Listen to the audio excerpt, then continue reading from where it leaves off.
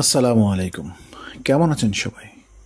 আবারও একটি নতুন ভিডিও নিয়ে হাজির হয়ে গেলাম আপনাদের সামনে। শিক্ষা শুধু বই পড়ার বিষয় নয়, এটি শেখার আনন্দ, বোধগম্যতা এবং শিশুদের বিকাশের পথ তৈরি করে। কিন্তু আমরা কিভাবে নিশ্চিত করব যে তারা সত্যিই শিখছে? প্রথম ও দ্বিতীয় শ্রেণীর মূল্যায়ন ঠিক এই কারণেই গুরুত্বপূর্ণ।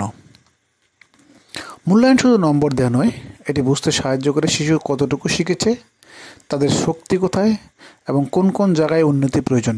এটি শিক্ষকের জন্য একটি গুরুত্বপূর্ণ দিক, যা শেখানোর কৌশলকে আরও কার্যকরী করতে সাহায্য করে।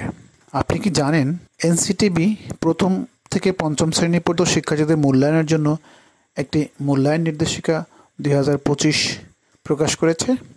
আজকে আমরা জানব প্রথম ও দ্বিতীয় শ্রেণীতে কিভাবে মূল্যায়ন করবেন। প্রথম ও দ্বিতীয় শ্রেণীতে মূল্যায়ন হয় মজার, অংশগ্রহণমূলক এবং চাপমুক্ত। এটি হতে পারে মৌখিক প্রশ্নোত্তর, হাতে কলমে কাজ, ছবি আঁকা, গল্প বলা বা ছোট ছোট প্রকল্প। এর মাধ্যমে শিশু নিজের ভাবনা প্রকাশ করতে পারে এবং শেখার প্রতি আগ্রহ বাড়ে।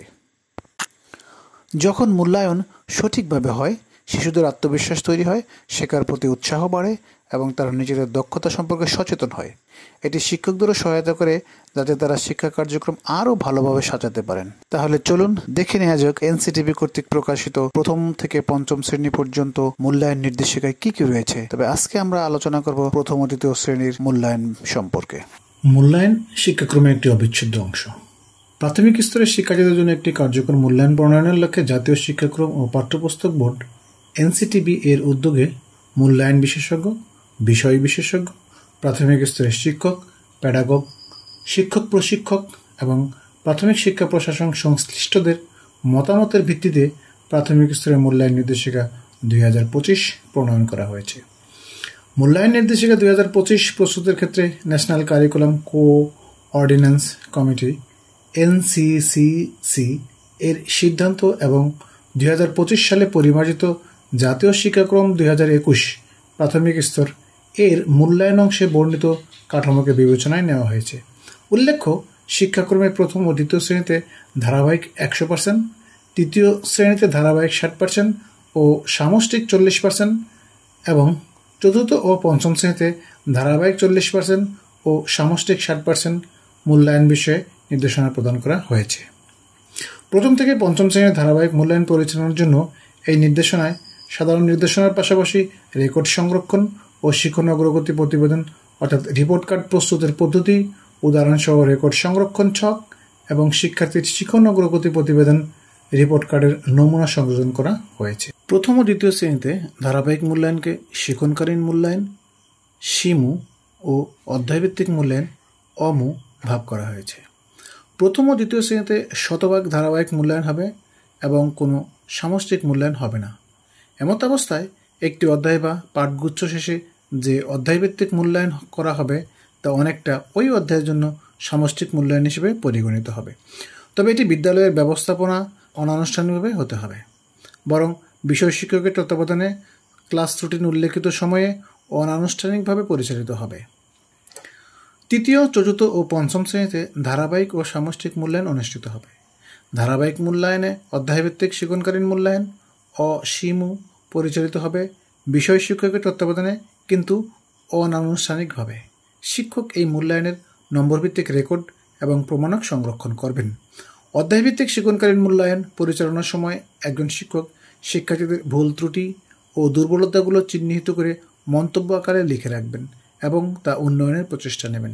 অন্যদিকে বছরের নির্ধারিত 3টি প্রান্তিকে সামষ্টিক মূল্যায়ন হবে। সামষ্টিক মূল্যায়ন বিদ্যালয়ের ব্যবস্থাপনা আনুষ্ঠানিকভাবে পরিচালিত হবে।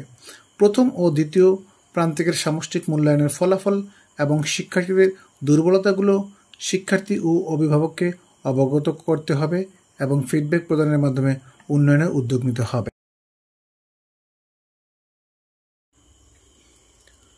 শিখনকালীন মূল্যায়ন। প্রথম ও দ্বিতীয় শ্রেণীর পাঠ্যপুস্তকে পাঠ সংশ্লিষ্ট বিভিন্ন কাজ বা অ্যাক্টিভিটি দেওয়া আছে এবং শিক্ষক সহায়িকায় পাঠ সংশ্লিষ্ট শিখন শেখানোর কার্যক্রম ও ধারাবাহিক মূল্যায়ন পরিচালনা পদ্ধতি বর্ণনা করা হয়েছে। একজন শিক্ষক প্রতিদিন পাঠদানের সময় শিক্ষার্থীদের এই কাজ বা অ্যাক্টিভিটি বা অনুশীলনী করতে দেবেন।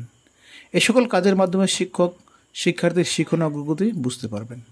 একটি অধ্যায় বা পাঠগুচ্ছ পাঠদানকালে শিক্ষার্থীদের প্রতিদিনের শিখন অগ্রগতি পর্যবেক্ষণ করে শিক্ষক মোট 10 নম্বরের মধ্যে শিক্ষার্থীদের শিক্ষণকালীন মূল্যায়ন করবেন এবং প্রাপ্ত নম্বর ফলাফল বা রেকর্ড ছকে সংরক্ষণ করবেন। অধ্যায়ভিত্তিক মূল্যায়ন। প্রথম ও দ্বিতীয় শ্রেণীতে শিক্ষক প্রতি অধ্যায় বা পাঠগুচ্ছ শেষে 10 নম্বরের একটি অধ্যায়ভিত্তিক মূল্যায়ন করবেন। এই মূল্যায়নের সময় হবে 10 নম্বরের সাথে সঙ্গতিপূর্ণ। পাঠ্যপুস্তক ও শিক্ষক সহায়িকায় ওই নির্দিষ্ট অধ্যায়ের পাঠগুচ্ছের পাঠসমূহে শিক্ষার্থীদের জন্য যে সকল কাজ, অ্যাক্টিভিটি বা অনুশীলনী উল্লেখ আছে, অনুরূপ কাজ, অ্যাক্টিভিটি বা অনুশীলনী দিয়ে মূল্যায়ন করা হবে। অধ্যায়ভিত্তিক মূল্যায়ন শেষে 10 নম্বরের মধ্যে প্রাপ্ত নম্বর ছকে লিখে রাখবেন। বার্ষিক পাঠ পরিকল্পনা অনুসারে একটি প্রান্তিকে যতটি অধ্যায় বা পাঠগুচ্ছ সম্পন্ন হবে তার প্রতিটির জন্য ওইভাবে নম্বর প্রদান করা হবে এবং ছকে লিখে রাখতে হবে। স্বাভাবিক শ্রেণী কার্যক্রমের মাধ্যমেই এই কার্যক্রম সম্পন্ন করতে হবে।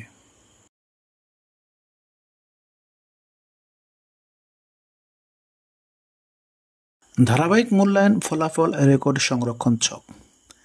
এই ছকে প্রথমে থাকবে শিক্ষার্থীর রোল এবং শিক্ষার্থীর নাম এবং তৃতীয় কলামে থাকবে মূল্যায়নের ধরন, শিক্ষণকালীন মূল্যায়ন এবং অধ্যায়ভিত্তিক মূল্যায়ন ও শেষে থাকবে মন্তব্য। আমাদের প্রথম ও দ্বিতীয় শ্রেণীর বাংলা এবং ইংরেজি অধ্যায়ভিত্তিক নয়, পাঠগুচ্ছ ভিত্তিক করা হয়েছে। প্রতিটি পাঠগুচ্ছে একাধিক পাঠ রয়েছে। প্রত্যেকটি পাঠে শিক্ষণকালীন মূল্যায়নে আপনি 10 নম্বরের মধ্যে একজন শিক্ষার্থী কত নম্বর পেয়েছে তা লিখে রাখবেন। এই ছকে লিখবেন, 1 নম্বর ছকে লিখবেন।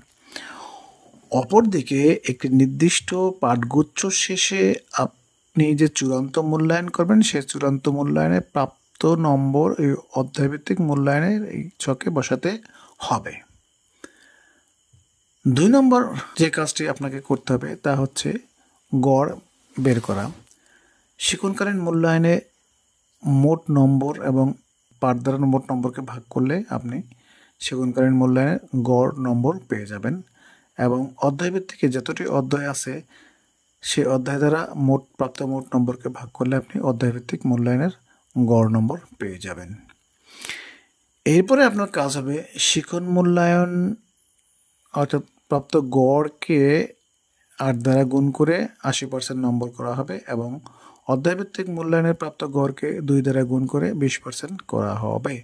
অতঃপর 4 নম্বর ছকে প্রাপ্ত নম্বর অর্থাৎ শিক্ষণকালীন মূল্যায়নে এবং অধ্যায়ভিত্তিক মূল্যায়নে মোট নম্বরকে যোগ করে তা শিক্ষার্থীর শিখন অবস্থান নির্ণয় করতে হবে। এতক্ষণ ধরে ধৈর্য সহকারে ভিডিওটি দেখার জন্য আপনাদেরকে অসংখ্য ধন্যবাদ। এই ভিডিও সম্পর্কে কোনো মন্তব্য থাকলে আপনারা কমেন্টসে জানাতে পারেন এবং ডেসক্রিপশন বক্সে দেওয়া ইমেল করতে পারেন। এছাড়া আমার ফেসবুক পেজেও ঘুরে আসতে পারেন।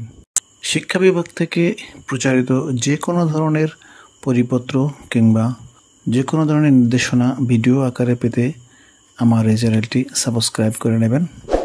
আশা করি সবাইকে সাথে পাবো, সাথে থাকবো। আল্লাহ হাফেজ।